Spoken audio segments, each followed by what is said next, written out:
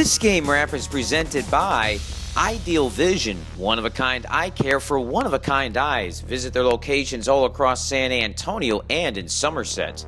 By Smashmouth Football, fight for the win. And by San Antonio Masonry and Steel. Hey folks, Mr. Bowtie here. Keep banging home that red subscribe button on your screen so that way you can stay up to date on all the great local sports coverage that TV and radio refuse to cover. Thank you so much and enjoy the show.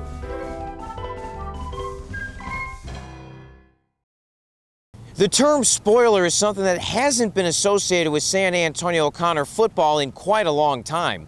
Unfortunately for the Panthers, that term is probably going to apply for the final 4 weeks of their season, as they are 0-6, 0-4 in district play, and most likely will not make it to the tournament, but they can still affect who else makes the tournament as they start that run taking on San Antonio Warren. Let's take a look at those district standings brought to you by Ideal Vision. Brennan and Taft are right now battling for the district lead. They'll play this week to see who takes over first place. OConnor still has games left against both of them, so the Panthers could still affect who wins district title. Marshall and Holmes are battling for third right now as they're having their best season in quite a long time. Both of them have already defeated OConnor, and both of them have also defeated Jay, so Jay is in a little bit of trouble even though they're having a great bounce-back season. Holmes and Harlan will meet next week, probably a playoff eliminator. As for this matchup, Warren still has games left against those teams that are battling for playoff positioning, but OConnor can spoil those chances if they can beat the Warriors. Let's head over to Ferris Stadium and check out all the action presented by Ideal Vision, Smashmouth Football, and San Antonio Masonry and Steel. There's David Molesky reminding referee Jeff Spence and umpire Grady Hatch where the concession stands are. By the way, that is Nate Robinson of Warren wearing number 25. He's just a sophomore and he will be a future star in this district. The first 9 minutes looked like OConnor was on their way to their 8th straight loss. Warren ran off the first 7 minutes of the clock on a long, methodical 15-play, 93-yard touchdown drive. OConnor's second play from scrimmage was a Warren interception by Trey Springs. Most defenses on an 0-6 team in that situation would have broke. Instead, it would be the Warren offense that broke.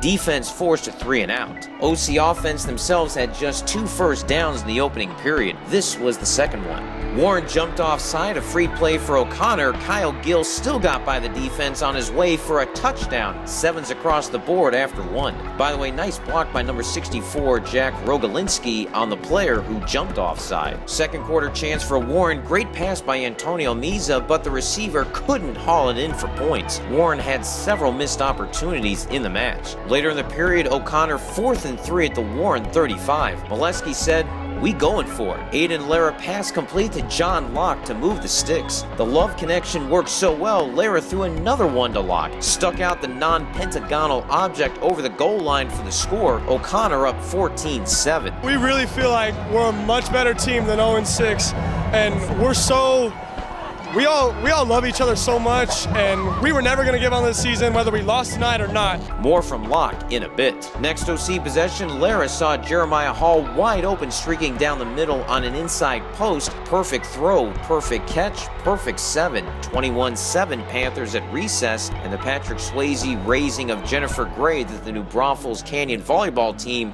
has perfected. Check out my other YouTube raps for more on that. Second half, I told you John Locke wasn't done making plays. How about our Ideal Vision moment of the game brought to you by Ideal Vision, one-of-a-kind eye care for one-of-a-kind eyes. Look at what he did. Lara passed off Ian Garreau's hands right to Locke for a first down. Instead of a potential pick 6 that would have gotten Warren within 7, it was a catch. John Locke, the pinball wizard, tell me about it. I made a slant, and I was open where I was, but the quarterback threw it a little inside, and I just stayed with the ball, and it hit off his head, and I caught the ball, and it went our way. There was a penalty flag on the play, but it was because his hair is better looking than mine. I mean, what happened next? Seth Galindo, 28-yard touchdown run, surfing the defender, 28-7 OConnor. Everybody worked hard. It wasn't me, it was everybody else. The linemen worked hard, the receivers ran great routes. Everything went our way tonight. We fought hard. Warren offense had a chance to get back into the game. 4th and 7 at the OC 44. Pass deep just out of the range of the receiver. Turnover on downs. Fourth quarter, Warren again into O'Connor territory. Isaac Dadsey with the sack fumble, recovered by Ryan Summerhays. O'Connor defense with another great stop. We're doing our best, man, and so we keep our heads up. We hold everybody accountable, and every time when they make a play, we know we're going to go out there and stop them.